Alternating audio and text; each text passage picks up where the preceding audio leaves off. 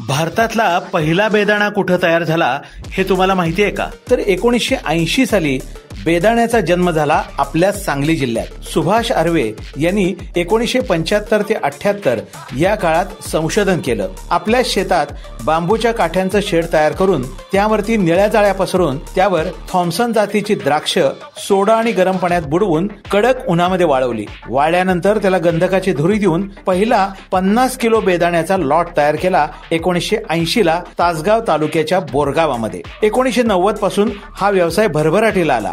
आज सांगली जिल्ह्यामध्ये 120हून अधिक कोल्ड स्टोरेज मध्ये बेदाणा ठेवला जातो. सांगली आणि मुख्यतः तासगाव मध्ये बेदाण्याचे हजारो टनांचे सौदे आज होतात. आज संपूर्ण देशात नव्हे तर विदेशात पण चांगल्या क्वालिटीचा बेदाणा जातो आपल्या सांगली जिल्ह्यातून.